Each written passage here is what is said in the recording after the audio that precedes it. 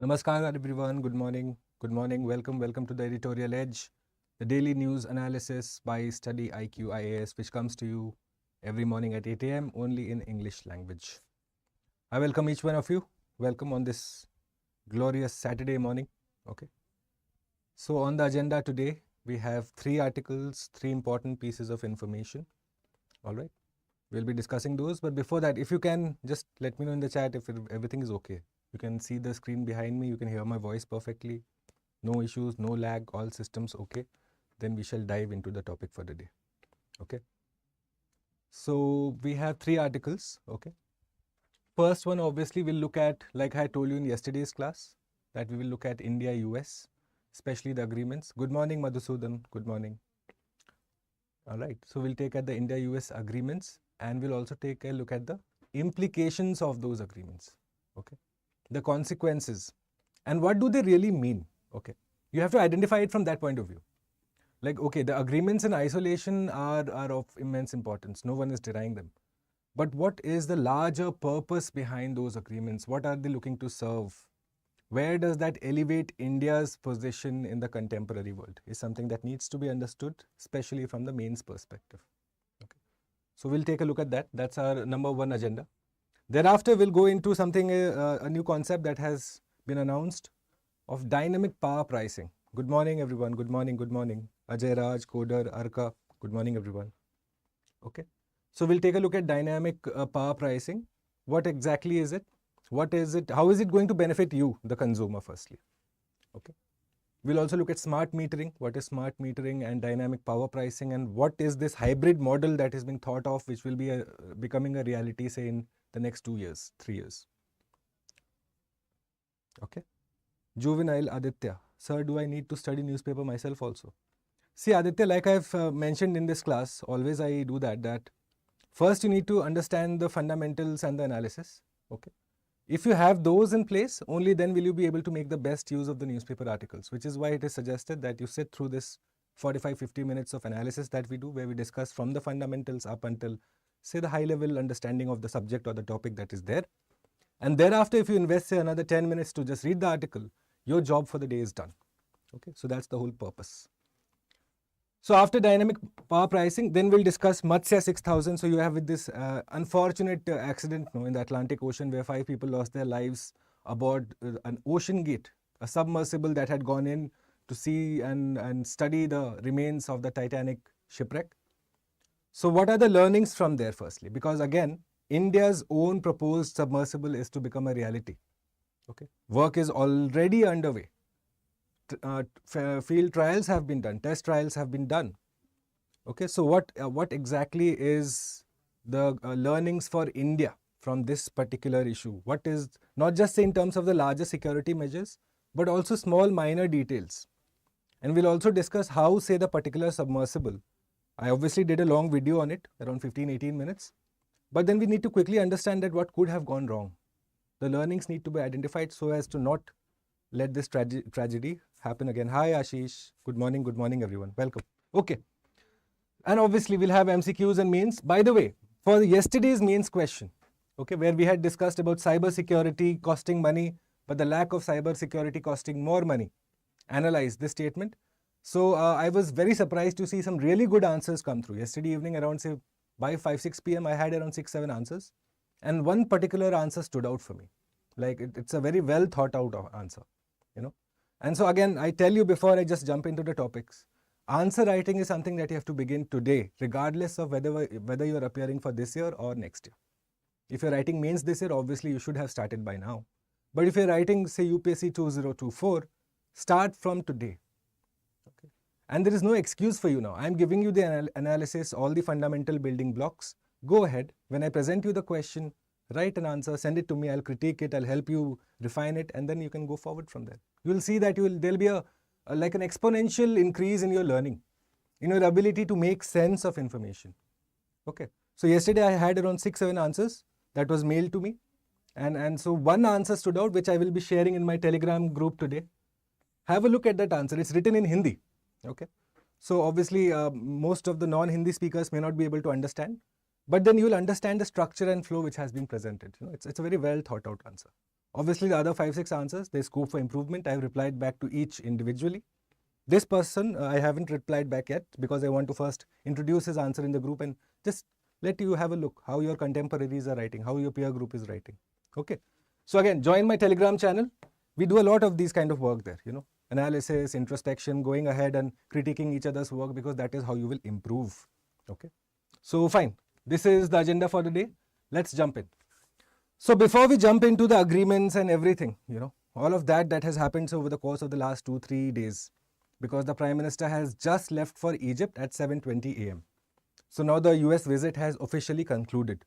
So now we can discuss and analyze whatever the agreements that were signed. Now would be a good time to go ahead and decide on the whole thing. But before that, what you have to understand is a small thing only. So during the Cold War, US had this containment policy of Russia. US essentially looked to contain, say, Russia, prevent the expanse of communism into Europe and beyond. Which is why you have the birth of a particular organization that is always in the news, which is called NATO. Okay. The primary purpose of NATO was, besides how it is justified as to say provide an umbrella security to Europe, fine. But security from whom? Okay. Whom are you trying to protect yourself against? Against Russia. So this was the policy of containment. Just understand it and take down notes if you're taking. So in the Cold War, you had the policy of containment of Russia. Okay. Which essentially meant that you are going to arm or have an alliance along the Eastern European borders, along the borders essentially, to box Russia in. Okay. Because again, you have China this side, which we'll discuss how USA also managed to make sure that they did not form an alliance that would possibly dominate. Because if this sector was taken care of, the only say direction Russia could have moved for, say, seeking greener pastures, for making better friends, would have been through China. But here also, through vis-a-vis China also, you find that US and in some certain bit India, okay, they were the reasons. In fact, India was a major reason, one of the major reasons why Russia and China did not see eye to eye. At least not on the friendly terms that would say challenge the mighty United States. So you have an incident, I'll tell you. You have an incident where the Russian Premier Nikita Khrushchev, okay. So Nikita Khrushchev, he is angry and he communicates this to the Chinese premier of that time. Okay. And then on the Indian side, you have Nehru. So Nikita calls up this dude, this fellow, and tells him that, you know what, your treatment of, say, His Holiness the Dalai Lama is wrong. What you are doing vis-a-vis India, attacking them, killing their soldiers is wrong. So you see, the disagreement stems from the fact that China's hostility towards India and its, say, treatment of His Holiness the Dalai Lama was considered wrong by Russia. Russia did not agree with China's moves or maneuvers, you might say. Whereas at the same time, India and Russia had good friendship.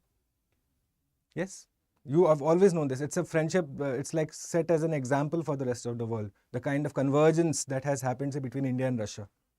But that did not limit, say, India's engagement with the US. Yes, hostility, we were not exactly hostile, but we didn't see eye to eye. And that primarily came from the fact that US was more interested in Pakistan. Right? So that was, say, up until 2000. We discussed in the American-Indian relations that we just did a couple of days ago, where until, say, 2000, you see that there is still not a lot of convergence happening. Post 1991, after the LPG reforms, then US saw this as a market opportunity. Okay. So this was the whole policy of, say, containment of Russia. Let's just stick to there first. Now, vis-a-vis China, let's look at the Chinese angle now. With respect to China, can you draw parallels with Russia? No. Because one thing, Russia was not looking to export its ideology. Okay. It was obviously, US went ahead and barricaded this whole area. But that was not because Russia was looking to export its ideology. China, you know how they are, expansionist in nature from the very beginning. At the same time, European Union, okay, which is say closely economically linked with China today, was not economically as integrated as it is today with say Russia, which is why they could afford to do this, maintain that arm's length of distance. But in today's world, you know that China is a major economic power. So this policy of containment cannot apply. You cannot apply the games of, say, the rules of engagement vis-a-vis Russia during Cold War to the same time as today vis-a-vis China. It's not going to work out. So what has now China, what has what has US decided to do? What could be the viable strategy now? So US looks at Asia and says that, okay, the only way we are going to contain China is to have, say, good engagement with Japan, okay, have Australia on our side, make sure that now India is also a major power, prop up so many other strong economies, good militaries, that China's limit is challenged at least. Because you cannot box China in. The way that you had boxed, say, Russia in, you can't do that with China. China has already gained an upper hand by, say, having its Belt and Road Initiative, its CEPC, all of that it has done. No? It has engaged on a massive level in Africa already. It is building infrastructure across this area. So you see, you cannot apply those learnings from Russia to China. So the US strategy now is to have multiple power centers in Asia. And that one major power that was missing so far was India. Okay. US-India cooperation is termed as a strategic alliance. Okay. We are not exactly allies, but we have areas of convergence. So now the recent visit, Murgikank, why wouldn't it work for China? I'm telling you, see, you cannot box China in, no, essentially. How are you going to do that? They have all infrastructure projects already. They are a lot into, say, international financing. The times are different. 2023, you cannot pull off the same steps that you did in, say, during the Cold War. It's not going to work. It will be counterproductive, in fact. Okay. So now come to this story. So what is the US interest in India now? That it will be propping itself up, making sure that they can take care of this particular area. At the same time, you have Australia, which is now part of the Quad. Okay. You have others like, say, AUKUS. All of these are coming forward, no? Alliances at different levels, right? So this is essentially to do with the whole thing. You have Russia, you have China, and you have India now in this particular game. Okay. So now let's go forward. Now that you have understood this, now let's look at the areas of convergence. Okay. What are the areas of convergence? First one, obviously, the big ticket announcement is the defense cooperation. Big ticket announcement, no? That defense cooperation is the main thrust of this whole visit. You find, say, many deals that have been signed, right? So you have INDUS-X, India-US Defense Acceleration Ecosystem, right? Which is what essentially you are looking at, a part of the US initiative which now lifts restriction on defense tech exports to India. So you had restrictions previously because India was not part of a system. Now that has been taken care of at an institutional level. So now it is like a straight of an alliance you're forming in terms of defense cooperation. India is a trusted partner now because again, US has, say, critical software. Technologically, they are probably one of the best in the whole world, which means that their technology that they would share, it's going to be only with those allies whom you can completely trust, right? So India coming in that direction is a huge step. Okay. And this deal that you'll hear of, HAL plus General Electrics, they are going for a collaboration in the manufacture of jet engines, which involves transfer of technology to India. So far you have had US, UK, France, Russia, who are the only ones to have access to this type of technology. Now India joins this elite club. So you see, why is such kind of tech coming to India? Where is US's interest in this? Some might say, no, that say the whole agreement is disproportionately skewed. What does US gain out of all of this? Well, what does US gain is this. US gains another major military power now. And the writing has been on the wall for this. If you look at, say, India-China engagements over the last 10-15 years, you find that, well, India was challenging, but not at that level. You know, some people will often say this, and rightly so, that there exists a gap. Okay. there exists a gap. So what is US trying to do? Minimize this gap as far as possible. Okay, give them the defense equipment technology that they need to at least be able to challenge China on an equal basis, which is where US's interest is. The moment you have these countries focusing on this, guess who is chilling out here in the Wild West? This is classic, arm your enemy's enemy. This is essentially that playing out. Okay, so let's go forward now.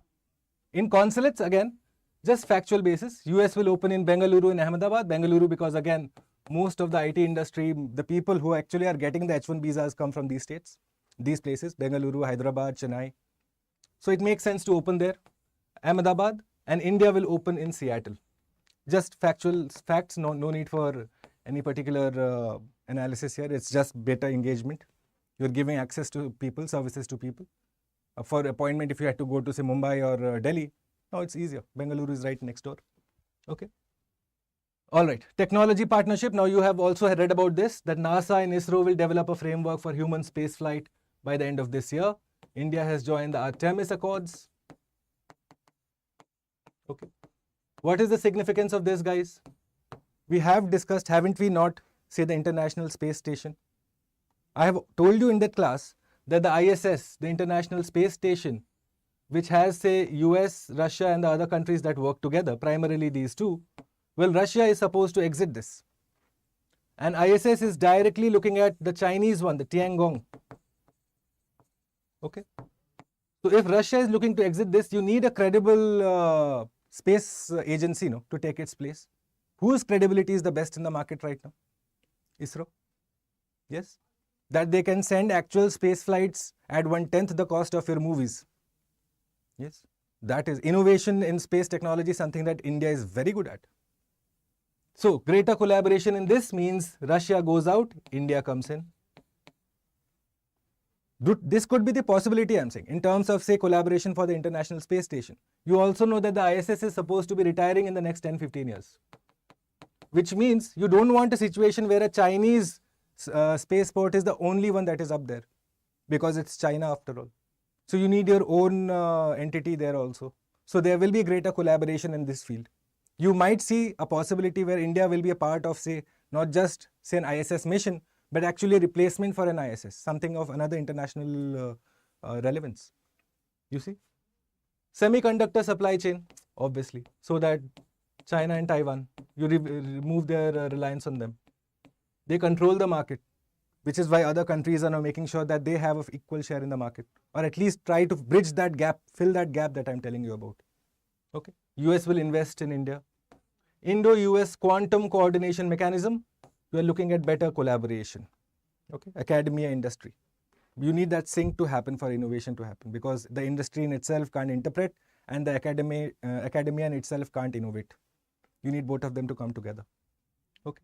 Clean energy, US-India New and Emerging Renewable Technologies Action Platform. Green hydrogen announced in this year's budget. If you have been following the budget, green hydrogen collaboration, which means more thrust on greener technology, which means more relevance for us insofar as going for net zero carbon emissions is concerned. Okay. You are also looking at Indian Railways, I believe. Yes. Indian Railways, one of the highest emitters, now almost green. Green electrification drive has happened. No more are you, say, relying on diesel to power your trains. Now you're relying on electricity. Okay. So that you'll see more collaboration there. US will support Indian Railways to become net zero emitter by 2030. Now that might, again, the thing is, net zero emitter in terms of Indian Railways is essentially codependent on that. Okay, let me just quickly do this for you. So if you are looking at, say, the Konkan coast, okay, which is, say, somewhere near Mangalore upwards, right up till, say, you cross Panaji, and then, say, you go up to Mumbai. This is the Konkan coast. So now in this, what happens is, say, from Mangalore till Mumbai, you are looking at crossing right through Western Ghats. It's a steep incline there. So diesel is unavoidable in those places. Or say when you are looking to expand in the northeast, you are looking at, say, varied topography, varied terrain. which means you need horsepower, which will come from diesel. So 100% may not be feasible for India. Even not desired, because you need a certain mix of both, at least have a plan B. So a certain number of, say, diesel engines might still be operational. But an overall thrust in terms of, say, passenger traffic, freight traffic, you will see that it will be done through electricity-driven engines. Okay, and Indian Railways will be held by the US of A. And India also joins the Mineral Security Partnership to advance critical energy mineral supply chain.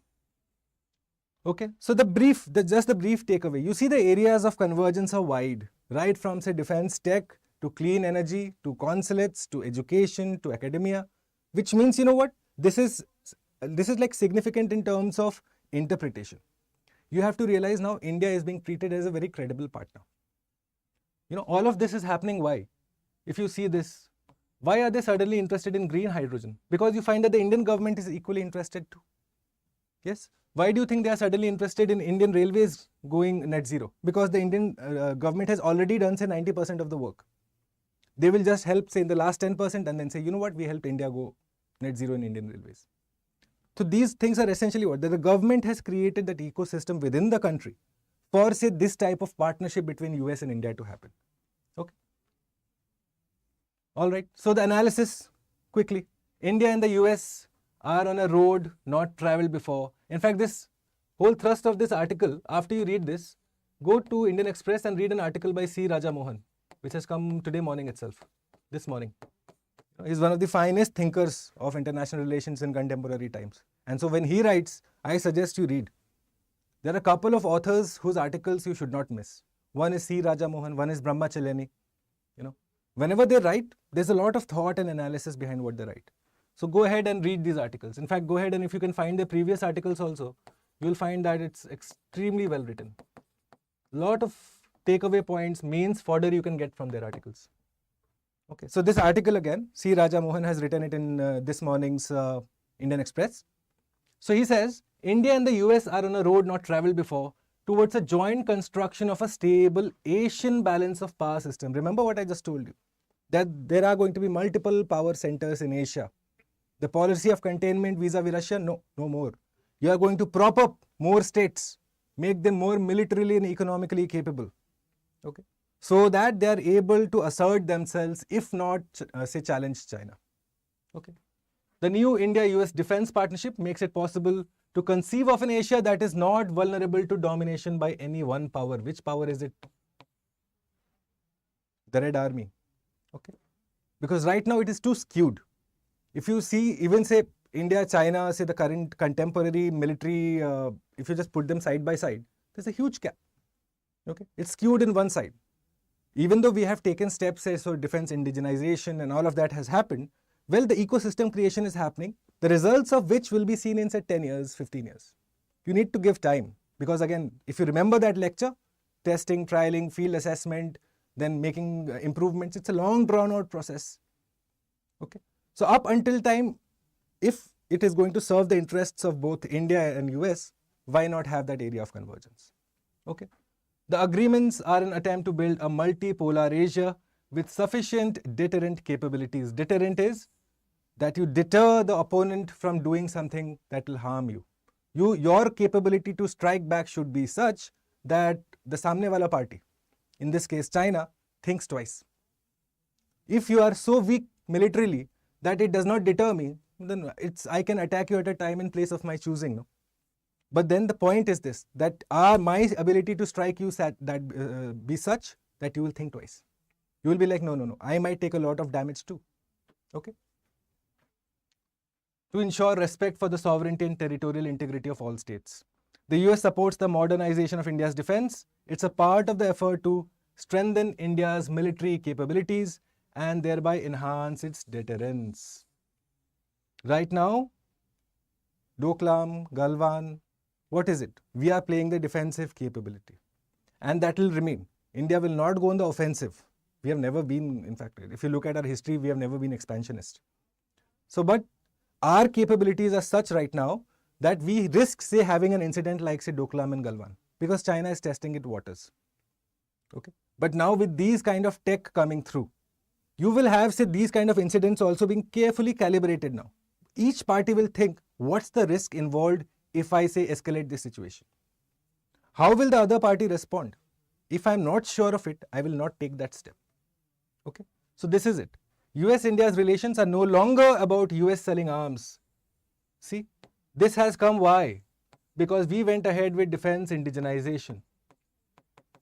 You know, this whole stigma of being the second largest arms importer, not having your own domestic ecosystem, having to rely on foreign vendors and foreign countries to fulfill your national security obligations, that reflects of a weak country. Okay, and that is again a one-directional relationship. Now you are just buying arms. You are giving your good money in return. Now India is like, no, we don't want to import arms. Come collaborate with us. Okay. Teach us, we will teach you, we will create each other's ecosystem. This is the whole sense now. No more a unidirectional relationship. It is about Indian companies participating in the defense supply chain. You see now the defense indigenization initiative, it will see a massive upthrust, guys, now. We just did this a couple of days ago. Again, if you have any doubts, go through that whole lecture. Because then it will add up as a story for you, you know, that our defense indigenization, what we have done so far, coupled with what now has been announced, you will see how it builds that ecosystem that we were talking about, where you need, say, innovation, research and development and innovation in products that work in, say, any geographical scenario, any weather condition. Okay, so this is going to be critical in terms of that capability of India to be enhanced.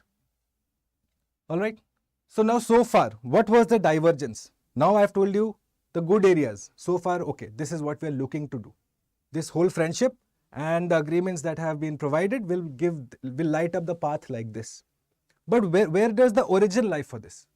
Why was it that, say, India and US were not good friends to this extent, say, in the last 70-75 years? What could be the reason? So that arises from the divergence in the India-US, the assessment of Soviet Russia, Communist China, the Cold War alliances and US tilt to Pakistan. A host of reasons, you see.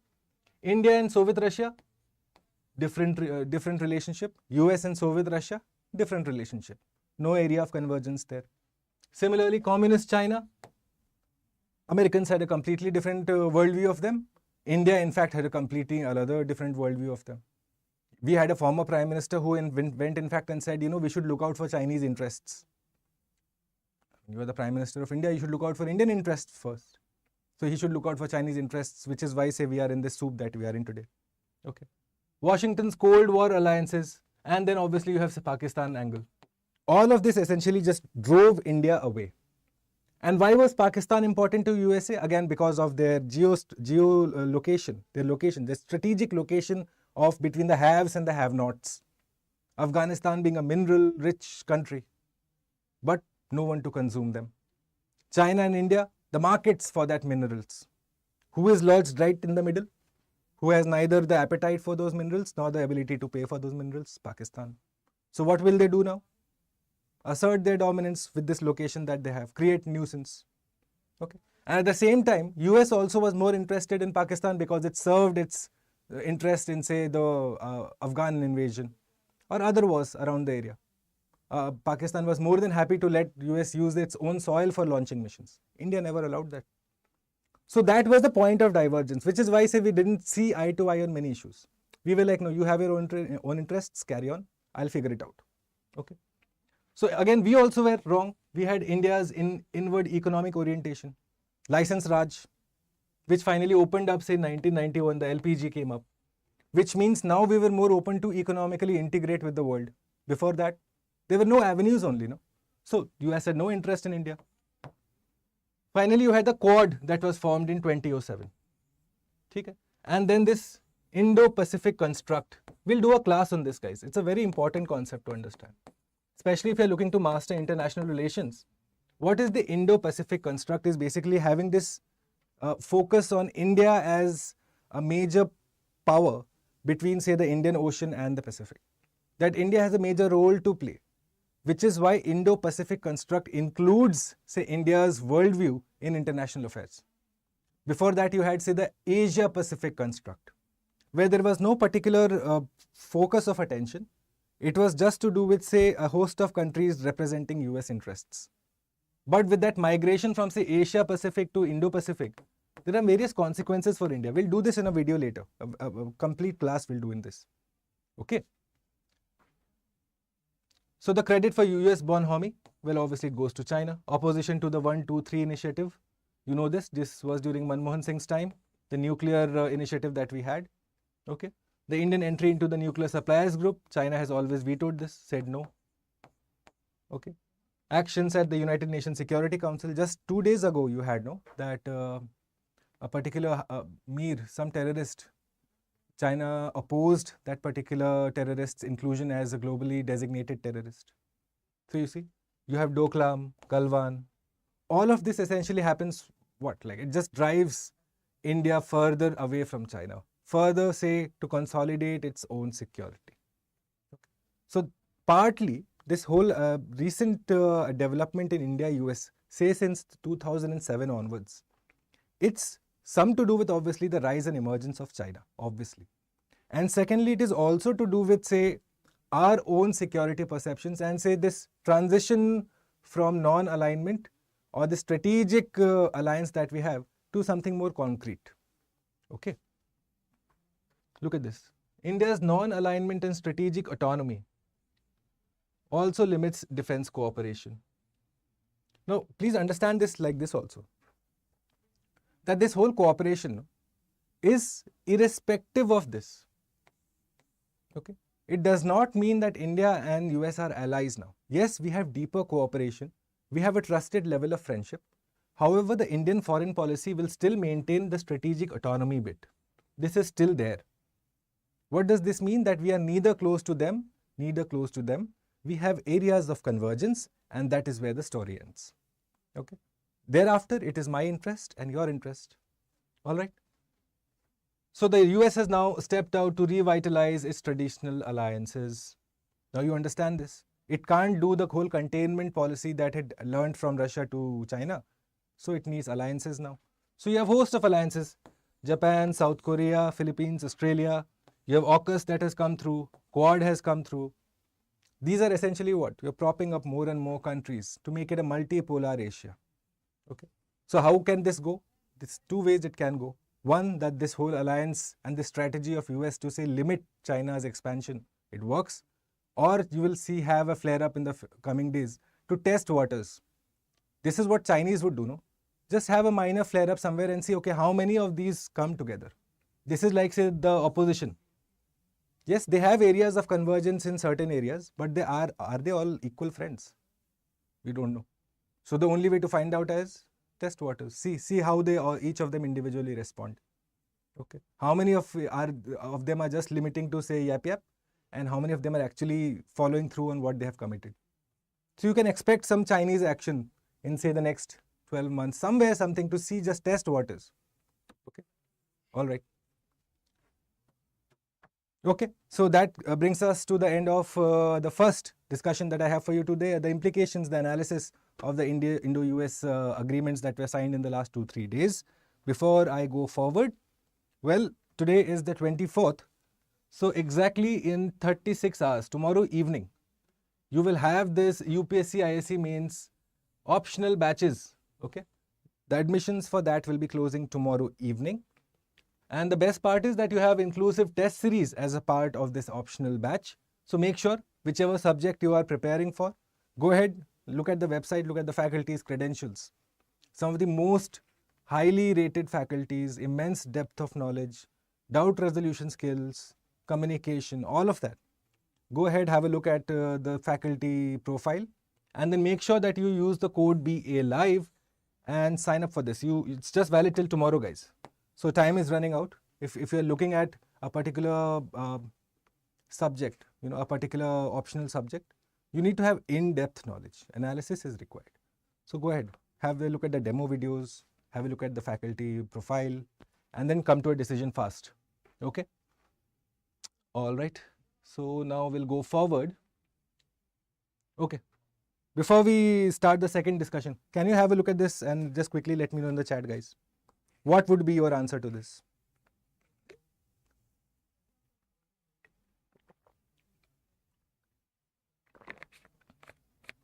No options, because What we have learned from 2023 is that having options doesn't help. So go ahead, answer this question for me. Which of the following are a part of the demand side management measure for electricity consumption by consumers? Go ahead. What could be the answer? What is it talking about? The demand side management measure, which means from the consumer's perspective, which of them will help the electricity consumption by consumers? From the consumer's perspective, time of the day tariff, smart metering. We'll come back to this answer if you do not know it now. After we finish through the next 10 minutes, you will understand this question completely. Okay. So the news I have for you today. India moves towards dynamic power pricing. Dynamic power pricing. Government introduces time of the day tariff with substantial savings during solar hours. So 2-3 things you need to understand. 1, dynamic power pricing. 2, time of the day tariff. And 3, what are solar hours? Okay. So the central government has introduced 2 changes to the prevailing power tariff, how you are charged for the electricity that you consume. Okay. And what has it done? It has done an amendment to the Electricity Right of Consumers Rules 2020. We'll have a look at what these rules say. What are the changes first? Let's understand that. 1 is time of the day tariff, and second is rationalization of smart metering. Okay. Rationalization of smart metering and time of the day tariff. Now, under the newly introduced TOD, consumers will be charged varying rates based on the time of the day. So if morning you are using your AC, different rates. If afternoon you are using your AC, different rates. Evening, different rates. Night, different rates. How does it benefit you, the consumer? You are able to plan your consumption of electricity better. You know that, okay, if I use it at this particular hour, it will cost me less. If I use it at, say, night time, it will cost me more. Okay. So during solar hours, what we seek to understand, this one now. What are solar hours? Make a note of this, guys. This is prime fodder material for prelims. Solar hours, which are 8 hours specified by the SERC, the tariff will be 10 to 20% lower than normal rate. Which means at this time, your power grid will be fed by solar energy. Okay. Renewable energy will be fed in the power grid at that time. And peak hours, the tariff will be higher, which at this time you are looking at, say, energy from gas, from hydro, and from thermal, which means the liability of expense is higher. Understanding this, solar hours, only renewable energy is fed into the grid. The peak hours, the non-renewable energy is fed into the grid. Okay. So next, go forward. The TOD tariff comprises separate tariff for peak hours, solar hours, and normal hours. There are 3 types of hours, guys. 1, peak. 2, solar. 3, normal hours. They send price signals to consumers. You will know exactly how much should it cost you to use electricity at a particular hour. You will be given that information. Okay. With awareness and effective utilization, consumers can reduce their bills. So you are able to do management better of your expenses. Solar power is cheaper.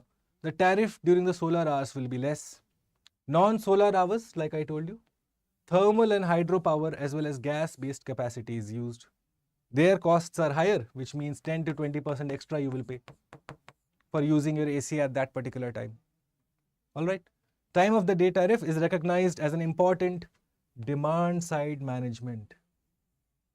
On the consumer side, if you know what type of money you have to pay for using your electricity, if you're able to plan out demand side management, if you have smart meters, which are an inherent part of this whole conversation, which is going to give you real-time information, again a demand side move. The answer to the question, both are demand side management measures. Okay. Which is used as a means of incentivizing consumers. See, you will benefit out of this because you will shift your load from, say, peak time to off-peak time. Do you understand this? Quite easy. Very, in fact, it's a welcome move. You know, all of this ambiguity that is there in terms of, say, discoms and the power bills, and okay, I did not use this much, I used this much, how is my bill so high?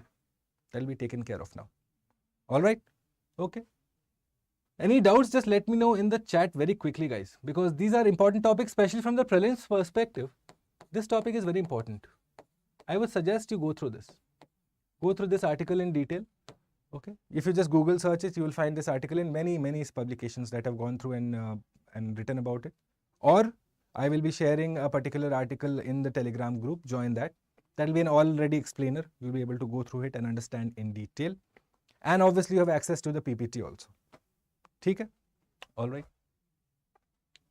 So we'll look at the rules like I told you. What do they seek to ensure? Timely provision of new electricity connections, refunds, penalties, and compensation of consumers in case of if the discom company is, you have a grievance with the discom company, if your rights have been trampled upon as a consumer, there is provision for compensation. You will be given money. All right. So have a make a note of these, and especially these rules. This is all to do with the TOD tariff. Okay. The time of the day tariff and smart meters. All right. TOD tariff based on 2, peak and normal, and one more. And you are looking at 2 sources. One is through renewables and the other is to non-renewables. That is all the concept is there to it. Very easy topic, but the implications we will understand in the days and time to come. But this is like an introductory, it's just been announced. So go ahead, familiarize yourself with the different terms, the solar hours, the peak hours, okay. All right, the third topic, before we get to that, go ahead, sign up for this P2I. I have told you far too many times for me to be repeating it, but go ahead, the time now is now to sign up for this. 30th we close admissions. After that, I don't know when the next batch will be announced. I do not have that information. So go ahead, sign up for this, because again, you're looking at the mains perspective, no, that you often talk about, but no one cares. So the mains is in fact taken care of by the residential program in this. So if you clear your prelims, you come here, join us in New Delhi in this very building. We take care of your study needs. Everything is taken care of, your stay, your study, books. All you need to do is study. Okay. And you have access to all the faculty here. We all are here 24/7 itself. So it's going to be a game changer in your preparation, guys. Okay. It's better to be having access to one-to-one interactions than be in a crowd of say 300, where the teacher is coming to you through a microphone and there's a TV in the middle of the class and still you can't see the teacher. What's the point? Okay. So go ahead, sign up for this, use this code BALIVE and secure for yourself a discount of close to 40,000 rupees. All right. Okay. The last one, the last topic that I have for you today, the Matsya 6000. Now you had the unfortunate incident that took place in the Atlantic just yesterday, where 5 people lost their lives. Yes. You had Hamish Harding, a father-son duo from Britain. You had one French explorer and the CEO of OceanGate, which was running this particular mission. And the whole point of that exercise was that they were going to see and study the remains of the Titanic shipwreck. Now, after the descent, the whole operation was supposed to be done in 2 hours. Close to around an hour and 45 minutes, 2 things happen. Okay. Before we understand what is the Matsya, 2 things happen with the particular submersible. One, it loses communications, and second, it loses tracking. Communications with its mothership that was there on the surface of the sea. So it loses comms. And second, it loses tracking. So what essentially is the thing that you should note is that the GPS transponder that is there, no, that will communicate, say, the exact location of the submersible to the mothership. This is a fully autonomous system. Okay. It has its own metal casing. It has its own battery supply. It's not codependent on the submersible. However, for both the things to go off at a particular time, okay, the probability of that is very less, which means something catastrophic happened. Okay. So the learnings from this now, that you need, say, firstly, a reliable set of communications. Not just say direct communication with your mothership, but also communication management in terms of whether the primary channel fails. How else are you going to find a small submersible in the middle of the ocean? Do you realize? So this is primary lesson number 1. And lesson number 2, that tracking needs to be better. that there needs to be again secondary systems for tracking of a particular submersible, because if it gets lost, it's like finding a needle in a haystack. Okay.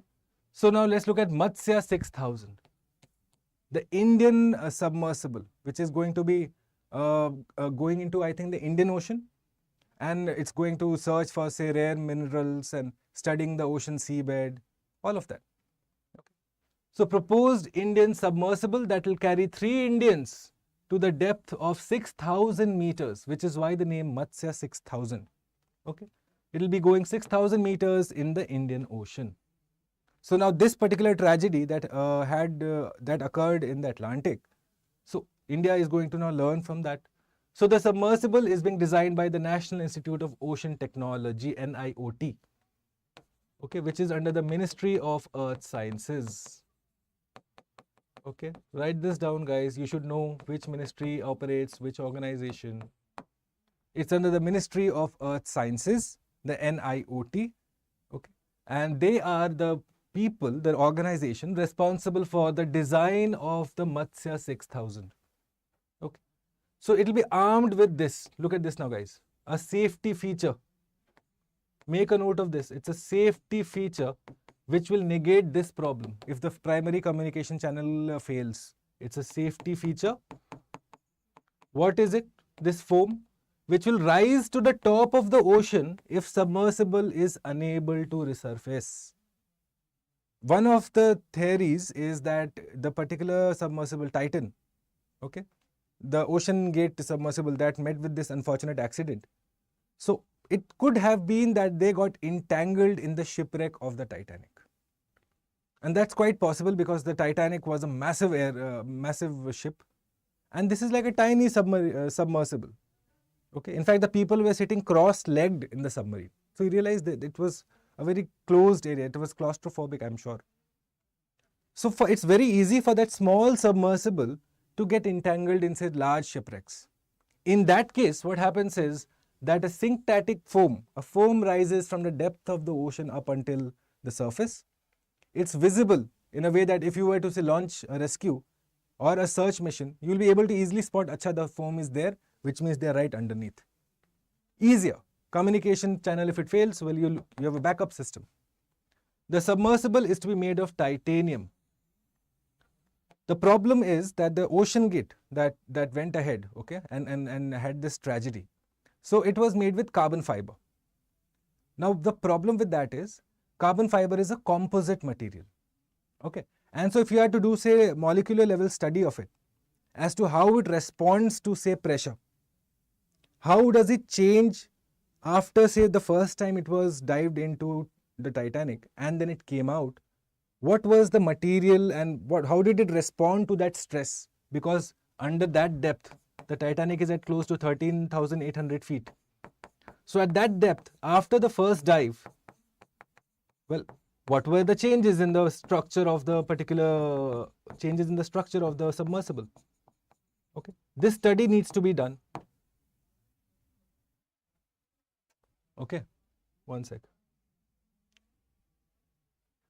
So this study needs to be done, because what happens is after you have gone in for the first dive and then resurfaced, you have been exposed to immense pressure of the ocean.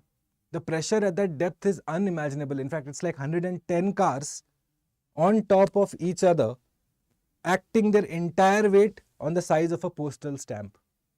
So do you realize if a postal stamp area has that much of weight acting on it, for something, say, a relatively bigger size as a submersible, the kind of pressure that will be acting on it.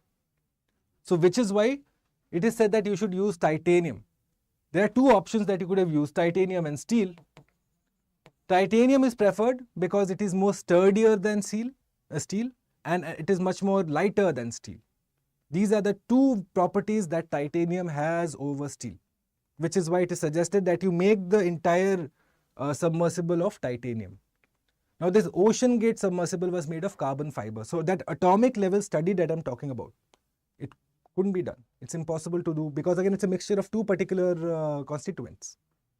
Whereas if it is a finite element, then you are able to do that molecular level study and figure out that, okay, this is how it responds, say, to stress at that depth, and this is the changes that happen, say, when it comes out. Again, you do not know whether the ocean gate had gone in for the first dive or whether it was its 10th dive. Because structurally, at that depth, you are going to see changes after you have come out of that depth. Right? So you need it's going to disintegrate. So you probably need more and more samples, more and more, say, of these ocean submersibles. Or you use one for, say, 2 times and then discard it. Get another one. To use the same one again and again and again and again, the structural integrity of the whole system must have been compromised. Okay. So to take care of that, India is making it out of titanium, not carbon fiber. And it is crucial that the submersible hull is perfectly spherical. It has to be completely spherical, no bounces, no small, not even a millimeter of deviation. Absolutely perfect sphere it has to be. Why? So that the weight, the pressure of the ocean is uniformly distributed over it. If you have a particular body that is not uniform, well, pressure will act varying in various parts of the whole submersible, which means, again, structurally it will disintegrate. So, which means the people inside, they will be perished, they will die, obviously. So, it's critical that the submersible hull is perfectly spherical so as to evenly distribute pressure. Even a millimeter deviation can be catastrophic because the pressure of the entire ocean is such that you can't have a structure where it is acting here at, say, X number of psi and here it is at, say, Y psi. Okay, then obviously if this is higher, then obviously that's going to be compromised. It will break. It will break under the weight of the ocean. All right.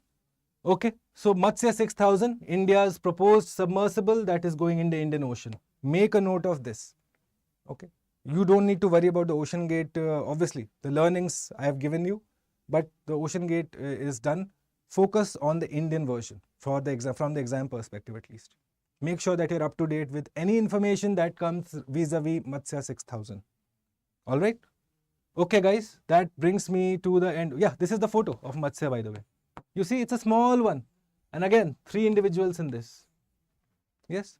And see how this has to be perfectly spherical. This needs to be perfectly spherical, completely. Any deviation, it will just break under the weight of the ocean. All right. Okay. So that brings us to the end of this week's daily news analysis editorial edge. If you liked all the articles that we did today, please, I request you leave me a like. Small happinesses, but I don't get a lot of happinesses. Though you guys don't leave a lot of like for me. I have the views that come, but likes, go ahead, please. Okay. And I will see you on Monday morning. Another set of important topics with the analysis. The question for today that I want to leave you all with is discuss what we have discussed in, say, terms of the India-US-China equation. So if you were to answer this, that, say, recent developments in India-US friendship or India-US relations does not compromise, say, India's strategic autonomy in the international fora. If you want to write down this question, please write this down. That recent developments in India-US relations do not compromise India's strategic autonomy in foreign relations. Analyze. Go ahead, do that. Attempt that answer for me. Send those answers to the email ID bhuvan.jha@studyiq.com. Okay. A group of students I have seen regularly sending me answers. We are doing a lot of good work in terms of value addition to those answers. And once again, if you are appearing for next year, you have no excuse to not write. I am giving you all the fodder material that you need. All I expect you is to frame those in a particular manner and just mail it to me. We'll see. We'll figure out how you can better your answers. And you will see just in a month's time, you will see a lot of value addition to your knowledge. Because when you prepare for the mains, you are looking at the facts plus the analysis, no guys? So it will help you out. You will see. So I encourage you, go ahead, send me your answers to the question that I have told you. And I will share the answer to the yesterday's question on cybersecurity by a student named Madhusudan. He's written the answer in Hindi, but exceptional answer. So I'll be sharing that in my Telegram channel, say around afternoon. Okay, have a look at it. And we'll see all of you on Monday morning. Okay. Okay, leave me a like, guys, please. I request you. All right. Have a good weekend, guys. And Monday morning, we shall meet. Okay? Thank you, Bipen. Thank you for joining. Thank you. Did I answer all your questions, everyone? If you have any doubt, I have another 2-3 minutes to spare. so we can quickly do some chat. I will send you Madhusudan, आज upload हो जाएंगे. आपने मुझे याद दिलाया था. I will. Madhusudan आज मैं lunch के बाद for sure. Any questions guys, feel free. We have 2-3 minutes. We normally don't get much time to chit chat. Okay, if you have any questions, let me know. It's a Saturday afternoon anyways. Thank you, Coder. Thank you for joining. Thank you. All right.